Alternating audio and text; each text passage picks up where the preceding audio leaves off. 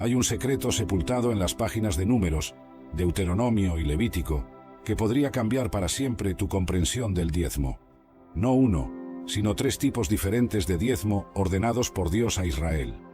3 sistemas distintos, con destinatarios diferentes, frecuencias diferentes y propósitos que jamás debieron mezclarse. Durante décadas te han enseñado fragmentos, nunca el panorama completo.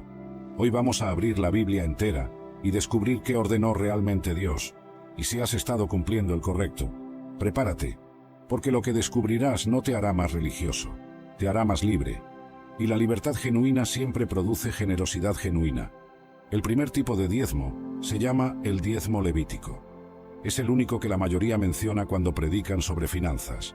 Es el diezmo de Números 18, el que iba específicamente a los hijos de Leví, porque no tenían herencia territorial en Israel. Es el más cercano al sistema moderno, por eso es el favorito. Pero cuando lo examinas completo, descubres detalles que cambian todo. Números 18, versículo 21 establece con claridad: Y he aquí yo he dado a los hijos de Leví todos los diezmos en Israel por heredad, por su ministerio, por cuanto ellos sirven en el ministerio del tabernáculo de reunión. Observa cada palabra. Todos los diezmos. No una parte, no lo que sobre, todos. Y estos iban exclusivamente a los levitas. ¿Por qué? Cuando Josué dividió Canaán entre las 12 tribus después de la conquista, 11 recibieron territorios extensos. Heredaron valles, montañas, campos fértiles. Pudieron cultivar, criar ganado, construir economías. Pero Leví no recibió ni un metro de tierra cultivable. Su herencia era espiritual, no geográfica. Su territorio era el servicio del tabernáculo. Leví no tenía campos para sembrar trigo. No tenía pastizales para ovejas. No tenía viñedos para vino. Su trabajo completo era mantener el santuario, ofrecer sacrificios, enseñar la Torá, preservar los rollos sagrados. Eran maestros, sacerdotes, guardianes de la revelación divina. Y Dios estableció que Israel los sostendría. Pero aquí está el primer detalle crucial. Este diezmo no era dinero. Levítico 27, versículos 30 al 32. Y todo diezmo de la tierra, así de la simiente de la tierra como del fruto de los árboles, de Jehová es cosa dedicada a Jehová. Y todo diezmo de vacas o de ovejas, de todo lo que pasa bajo la vara, el diezmo será consagrado a Jehová. Simiente, fruto, vacas, ovejas. ¿Ves plata? ¿Ves oro? ¿Ves monedas? No existe. El diezmo levítico era exclusivamente agrícola porque Israel era sociedad agrícola y porque la tierra pertenecía a Dios. El pueblo solo administraba. El 10% era reconocimiento tangible de esa realidad. Y aquí viene la parte que destroza el argumento moderno. Si eras carpintero en Israel, no diezmabas. Si eras pescador, no diezmabas. Si eras artesano, comerciante, herrero, trabajabas con tus manos pero no producías alimento de la tierra. El diezmo levítico no aplicaba para ti. No tenías obligación, porque tu ingreso no venía de agricultura ni ganadería.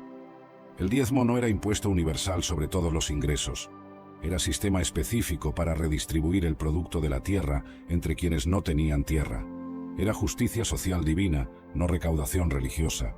Era comida para los que servían al santuario, no dinero para imperios eclesiásticos. Pero hay más.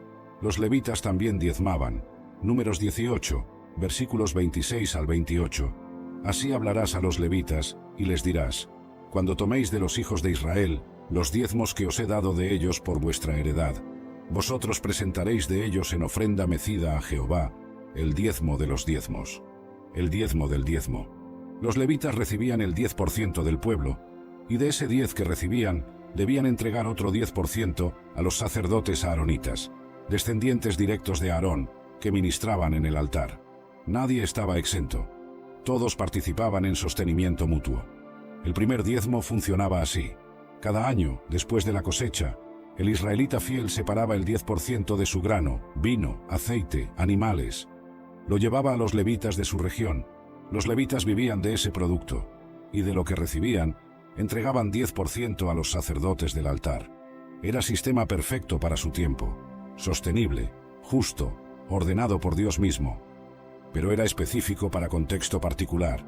Nación teocrática, bajo ley mosaica, con templo físico, con sacerdocio levítico funcionando, con economía fundamentalmente agrícola. Y aquí está la pregunta que nadie quiere responder. ¿Existe ese contexto hoy? ¿Hay tribu de Leví sirviendo en templo en Jerusalén? ¿Hay sacerdocio arónico ofreciendo sacrificios de animales? ¿Hay sistema teocrático, donde la tierra pertenece a Dios y el pueblo administra? La respuesta es no. Ese sistema terminó, no porque fuera malo, sino porque fue cumplido. El templo fue destruido en el año 70 después de Cristo. Los levitas fueron dispersados. El sacerdocio arónico dejó de funcionar hace casi 2000 años.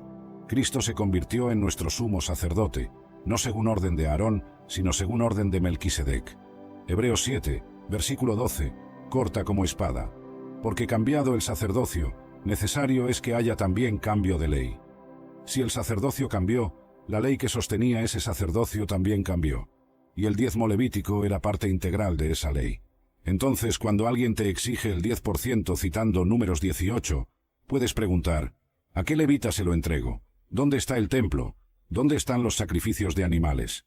Porque ese diezmo era parte de un paquete completo, no un mandamiento aislado que puedes extraer y aplicar sin su contexto.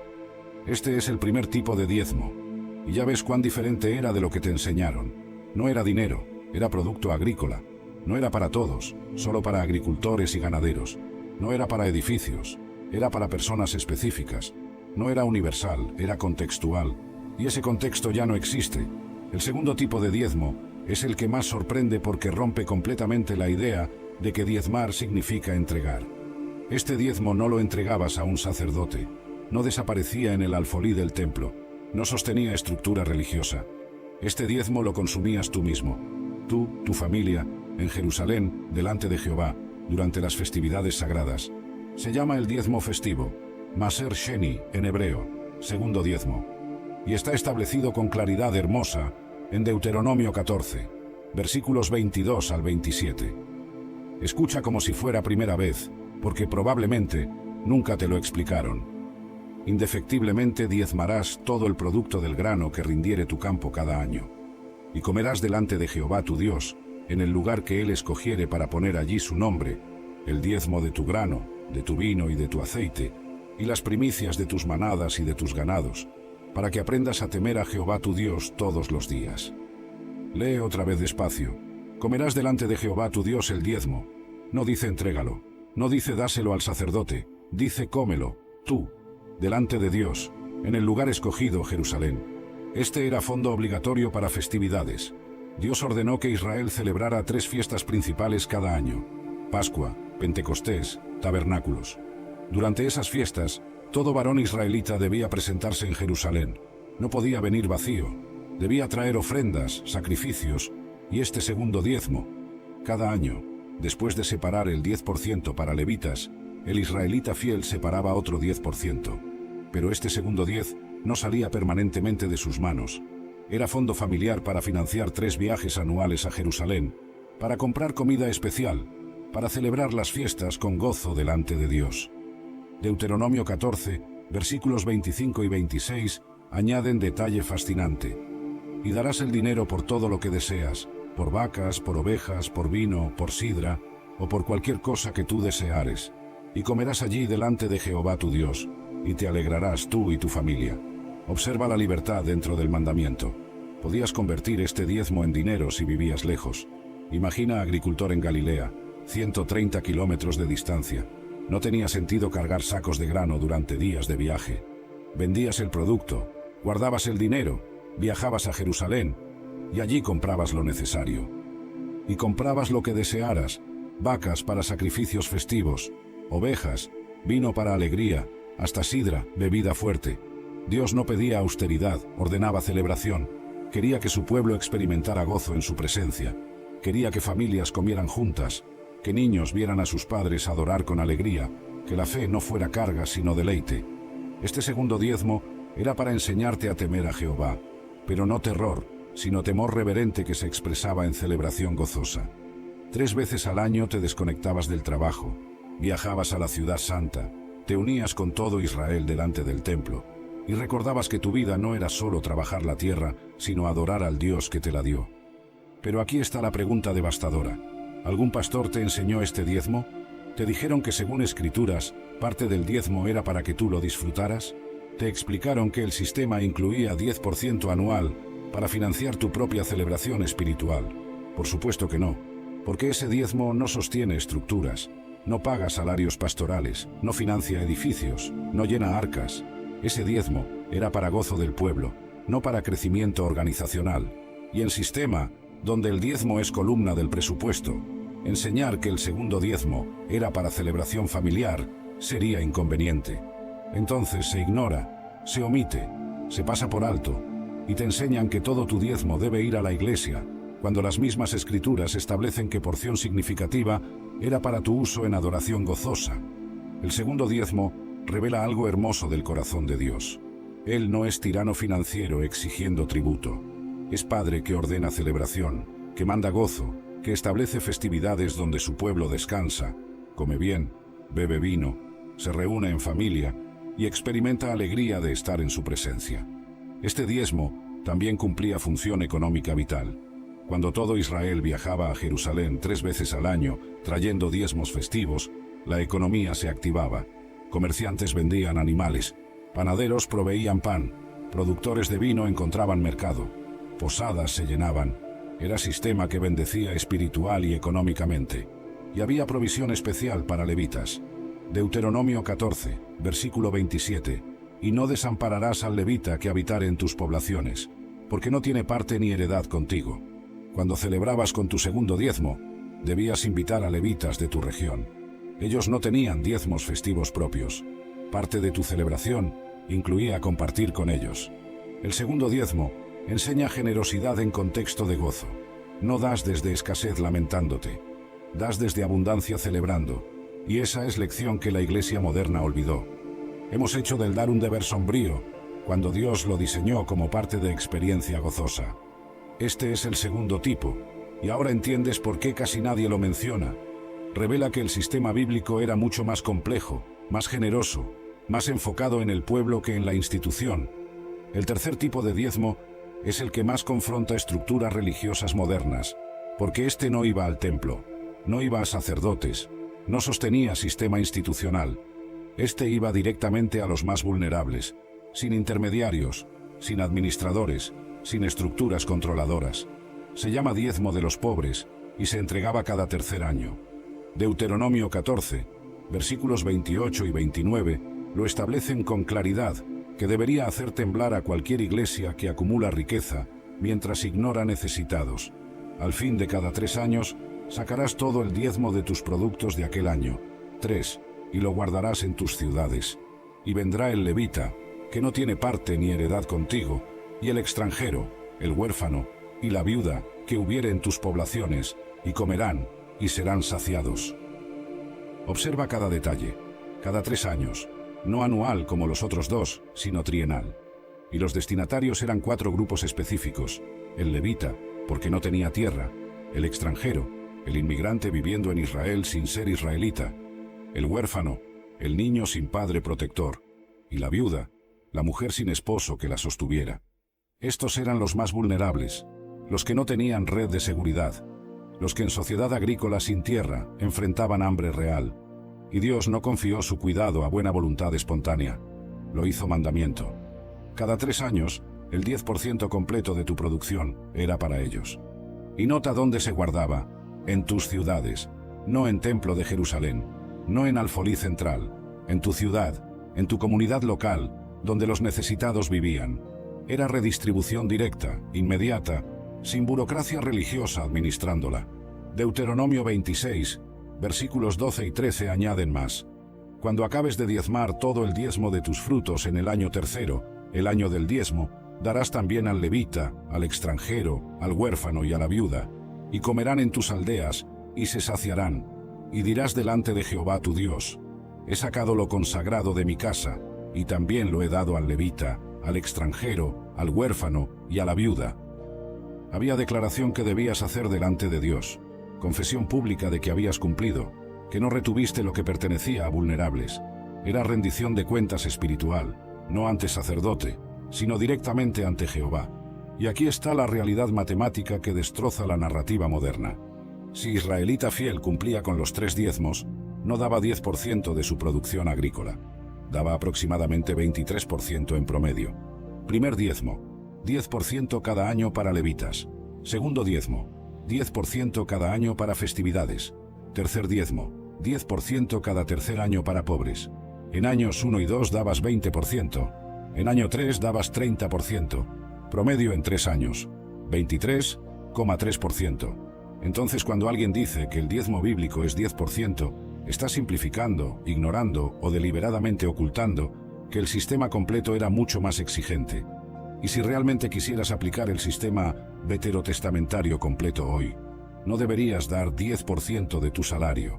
Deberías dar 23% de tu producción agrícola. Pero aquí está la pregunta incómoda. Si la Iglesia moderna creyera en diezmo bíblico completo, ¿por qué solo enseña el primero? ¿Por qué no predican que debes separar otro 10% para celebrar festividades con tu familia? ¿Por qué no establecen que cada tercer año el 10% completo debe ir directamente a viudas, huérfanos y extranjeros sin pasar por arcas institucionales? La respuesta es obvia. Eso no sostendría el sistema. Si 66% del diezmo total en ciclo de 3 años fuera para celebración familiar y ayuda directa a pobres, y solo 33% para sostener ministros, el presupuesto de la mayoría de iglesias colapsaría. Entonces, se toma concepto del primer diezmo, se universaliza como si fuera único, se monetiza aunque era agrícola, se aplica a todos aunque era solo para agricultores, y se presenta como mandamiento bíblico completo. Pero eso no es honestidad bíblica, es conveniencia institucional. El tercer diezmo revela corazón de Dios hacia vulnerables. Santiago 1, versículo 27.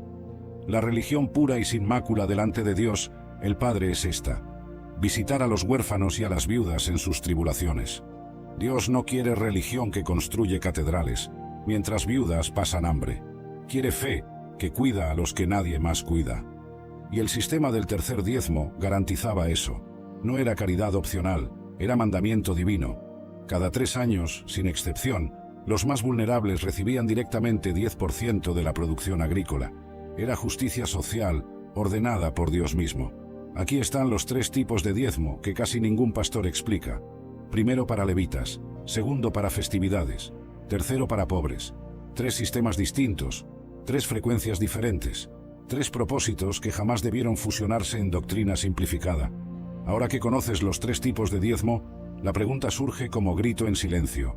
¿Por qué nadie te lo enseñó así? ¿Por qué durante años, quizás décadas, escuchaste sermones sobre Malaquías 3, pero nunca explicación completa de Deuteronomio 14? ¿Por qué exigen 10%, citando Antiguo Testamento, pero ignoran que ese testamento ordenaba 3 diezmos distintos? La respuesta no es conspirativa, pero sí incómoda. Enseñar los 3 diezmos completos desafiaría fundamentalmente el sistema financiero sobre el cual mayoría de iglesias institucionales están construidas, y cuando sistema depende de interpretación particular para supervivencia, esa interpretación se vuelve doctrina inamovible, aunque sea bíblicamente incompleta. Imagina pastor que sube al púlpito y predica: hermanos, hemos estado enseñando el diezmo incorrectamente. La Biblia ordena 3 diezmos distintos. El primero es para sostener ministros. Ese seguiremos recibiéndolo. Pero el segundo deben usarlo ustedes para celebrar fiestas bíblicas con sus familias. Y el tercero, cada 3 años, debe ir directamente a viudas, huérfanos e inmigrantes de nuestra comunidad, sin pasar por arcas de la iglesia. ¿Qué pasaría? El presupuesto se reduciría aproximadamente 60% en promedio. Proyectos de construcción se detendrían. Salarios pastorales tendrían que ajustarse. Programas costosos desaparecerían. Y la iglesia se vería forzada a volver a modelo mucho más simple, más enfocado en esencial, más parecido a iglesia primitiva que compartía todo. Pero eso requeriría nivel de honestidad bíblica que pocas instituciones están dispuestas a abrazar. Porque muchas iglesias no están construidas sobre modelo del Nuevo Testamento. Están construidas sobre modelo del templo veterotestamentario. Tienen edificio que funciona como templo. Tienen liderazgo que funciona como sacerdocio. Tienen sistema de recaudación que funciona como alfolí. Y necesitan sostener ese sistema. Entonces se seleccionan versículos que apoyan la estructura, y se omiten versículos que la cuestionarían. Se predica Malaquías 3 sin explicar que era reprensión específica a sacerdotes corruptos en siglo V a.C. Se cita Números 18, sin mencionar que diezmo levítico era exclusivamente agrícola para tribu específica que ya no existe. Se ignora completamente Deuteronomio 14, porque esos 2 diezmos adicionales desestabilizarían todo argumento, y se usa una palabra, diezmo, como si fuera concepto singular, universal, atemporal, cuando en realidad era sistema complejo de 3 componentes distintos, diseñado para nación específica, bajo pacto específico, en contexto agrícola específico. Pero aquí está verdad liberadora. Reconocer esta realidad no te hace rebelde, te hace honesto, no te hace tacaño, te hace bíblico. Porque integridad escritural no consiste en defender tradiciones humanas, consiste en alinear tu vida con lo que Dios realmente dijo, no con lo que te dijeron que Dios dijo. Cuando examinas honestamente el sistema completo de 3 diezmos, varias conclusiones se vuelven ineludibles. Primera, el diezmo veterotestamentario era mucho más complejo de lo que te enseñaron. No era simplemente dar 10% de ingresos a la iglesia, era sistema tripartito, que incluía sostenimiento de ministros, celebración familiar y ayuda directa a vulnerables. Segunda conclusión, el sistema completo representaba aproximadamente 23% de producción agrícola, no 10. Si alguien insiste en que debes aplicar literalmente diezmo veterotestamentario hoy, la aplicación literal sería dar casi 1/4 parte de tus ingresos, no 10ª. Y de esa 1/4 parte, solo 1/3 iría a sostener ministros, otro 1/3 a tu celebración, otro 1/3 directamente a pobres. Tercera conclusión, el diezmo era exclusivamente agrícola, no monetario. Aunque dinero existía y circulaba en Israel, Dios nunca ordenó diezmar plata u oro, siempre era grano, vino, aceite, ganado, productos de tierra. Entonces aplicación moderna de exigir 10% del salario no tiene precedente bíblico directo. Cuarta conclusión, el diezmo no aplicaba a todos. Si tu ingreso venía de comercio, de oficio manual, de pesca en mar, no de agricultura ni ganadería, no tenías obligación de diezmar bajo sistema levítico. El diezmo era específico para quienes trabajaban tierra, que Dios dio a Israel. Quinta conclusión, todo el sistema dependía de contexto que ya no existe. No hay templo en Jerusalén, no hay tribu de Leví sin herencia, no hay sacerdocio aarónico, no hay festividades obligatorias 3 veces al año en ubicación específica. No hay nación teocrática donde tierra pertenece a Dios y pueblo administra bajo leyes agrícolas específicas. Entonces, ¿qué significa prácticamente? Cuando alguien dice, debes diezmar porque está en Biblia, puedes responder, ¿cuál de los 3 diezmos bíblicos debo cumplir? ¿El levítico anual para ministros? ¿El festivo anual para mi celebración? ¿O el trienal para pobres? Y si debo cumplir los 3, entonces no es 10%, sino 23% en promedio. Y cuando esa persona se incomode, cuando intente simplificar diciendo que todos eran realmente uno solo, puedes abrir Deuteronomio y mostrar que no, que escrituras mismas los distinguen claramente, con frecuencias diferentes, destinatarios diferentes, propósitos diferentes. La incomodidad que sentirá no es tu culpa. Es disonancia cognitiva de enfrentar que lo que ha enseñado era bíblicamente incompleto. Y esa incomodidad, aunque dolorosa, es necesaria. Porque verdad genuina siempre incomoda antes de liberar. Este es momento de decidir. ¿Seguirás aceptando interpretaciones simplificadas porque son convenientes? ¿O tendrás coraje de estudiar escrituras completas y vivir según lo que realmente dice? Era el año 1400 a.C., y Moisés, el gran libertador de Israel, contemplaba desde el monte Nebo la tierra que nunca pisaría. Sus 120 años pesaban sobre sus hombros como el manto de la eternidad. Durante 4 décadas, había guiado a 2 millones de personas a través del desierto más inhóspito del mundo conocido. Había dividido mares, hecho brotar agua de rocas áridas y conversado cara a cara con el Todopoderoso como quien habla con su más íntimo amigo. Pero ahora, en la soledad de aquella montaña sagrada, Moisés sabía que su tiempo había llegado. El viento susurraba entre las rocas como voces de ángeles, anunciando el final de una era. Las sombras se alargaban sobre el valle del Jordán, y en la distancia, la tierra prometida brillaba como oro fundido bajo los últimos rayos del sol. «Señor», murmuró el anciano profeta, «he visto tu gloria, y he conocido tu poder. Ahora permíteme partir en paz». Fue entonces cuando sucedió algo que ningún mortal había presenciado jamás. El mismísimo Dios descendió para cerrar los ojos de su siervo. No hubo testigos humanos, no hubo ceremonias fúnebres, no hubo llanto de multitudes. Solo el Creador del universo, tomando el alma de quien había sido su voz en la tierra. Pero lo que ocurrió después de esa muerte cambiaría todo. 5 eventos sobrenaturales se desencadenaron uno tras otro, como dominós cósmicos cayendo en perfecta secuencia. Eventos tan extraordinarios que incluso hoy, 3400 años después, los estudiosos intentan comprender su verdadero significado. El primero fue tan extraño que desafía toda lógica humana. Una batalla entre el bien y el mal, por algo que parecía no tener valor alguno, el cuerpo sin vida de un anciano. Pero había fuerzas invisibles en juego, poderes que conocían el verdadero valor de aquel cadáver sagrado. La muerte había llegado silenciosamente al monte Nebo, pero la paz que siguió duró apenas unos instantes. En las dimensiones espirituales, donde ángeles y demonios libran batallas eternas, se desató una guerra por el cuerpo de Moisés, que haría temblar los cimientos del cosmos. Según el pequeño libro de Judas, versículo 9, algo extraordinario sucedió inmediatamente después de que Dios sepultó a su siervo. El arcángel Miguel, príncipe de las huestes celestiales, se enfrentó a Satanás en una disputa feroz por el cadáver del gran profeta. No era una simple escaramuza espiritual, sino una batalla que determinaría el curso de la historia. ¿Por qué Satanás quería tanto ese cuerpo? Los eruditos bíblicos han propuesto teorías fascinantes. Algunos sugieren que el enemigo planeaba convertir la tumba de Moisés en un lugar de adoración idólatra. Imagina la estrategia diabólica: tomar al hombre que había hablado cara a cara con Dios y convertirlo en un ídolo, desviando así la adoración del pueblo hacia una reliquia muerta. Otros estudiosos creen que Satanás argumentaba tener derechos legales sobre ese cuerpo. ¿Recuerdas el episodio en Meriba, donde Moisés pecó al golpear la roca, en lugar de hablarle como Dios le había ordenado? Ese acto de desobediencia podría haber dado al acusador el derecho legal de reclamar el alma del profeta. Este hombre pecó contra el Altísimo, argumentaría el príncipe de las tinieblas. Por ley cósmica, me pertenece.